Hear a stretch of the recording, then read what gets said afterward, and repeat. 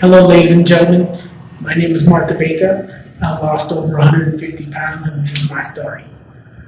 Before I get into everything that I'm doing today, or the reason I'm sharing my story, is I want people to understand the motivation that I did things and see if I can help just one person who watches the video. So I'm going to start from the very beginning.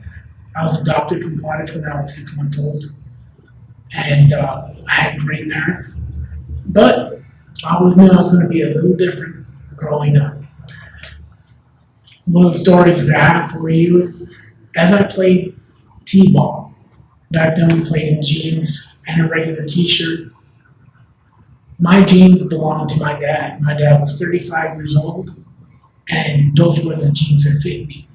My shirt wasn't everybody else's shirt. My mom made my shirt because they couldn't find the size for me. Back then, they didn't have triple XL, double XL. I think they had XL and L, and even then I think those shirts were too tight.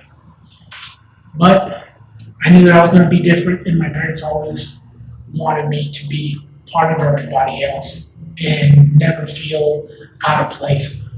So they always tried to accommodate me, and that was something that I was always grateful for. As growing up, as I started to grow up, going to middle school, I just started to get bigger.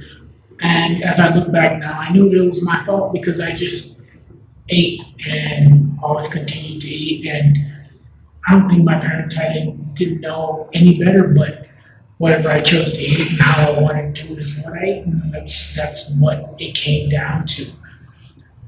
When I got into middle school, that's when everything changed. The hormones changed. Everything changes. You start to notice girls, and that's when you start to realize you're always going to be a little different. That's when the bullying starts. That's when people become critical of you, and it's not just your peers or people that are your age. It's even adults of that age. And sometimes I don't think, as adults, we don't know how words can really affect us. But it was something that really never affected me. I was very strong-willed. I always had the motivation. I always was able to overcome. It's something that was instilled in me. Sometimes I think the comments or the negativity that was brought to me allowed me to be better every day. So as I got to high school, I loved football and I wanted to play high school football. I was very lucky to have great coaches. So when we went in to go to the equipment room to go get everybody's equipment, they realized that none of the equipment fit me. So one of my coaches took me to UTEP, and they allowed us to borrow their helmets, their shoulder pads, and all of their equipment. So that was the only time that I ever felt different because everybody had purple pants on and I had orange, white, and blue pants on. But it didn't affect me. I was part of the team and I wanted to be there and enjoy those moments. I played and I loved every minute of it. But in the same token, I was part of the band. They had a band uniform for 170 kids. I was the 171st kid. And that's when they had to get 2 band uniforms to make my one uniform. So I knew back then I was getting out of control, and it was something I didn't know how to do or how to fix. So everybody was very critical and said, "You're overweight," but no one could tell me how to fix it. Once I got to UTEP, I no longer played football. I was still in the college band, and I knew right then and there it was way out of control. They had to get 3 uniforms to make my one uniform to be able to march in the marching band at UTEP. The highest I ever looked at, my weight was almost at 450, 475. I started to lose weight because it was hot, because we were playing, we were doing different kinds of things at UTEP. And I lost a little bit of weight.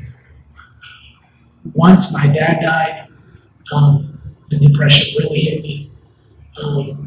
I really stopped caring and I ballooned all the way back up to almost 475, 480.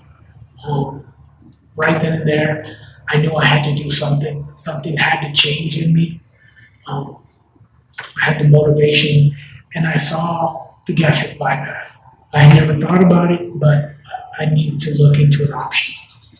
As I did and realized what effects could happen to me it was a no-brainer. I had no option. I had exercised every day of my life. It just wasn't working.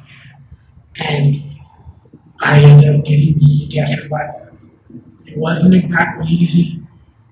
People look at you and say, hey, look, that's an easy way out.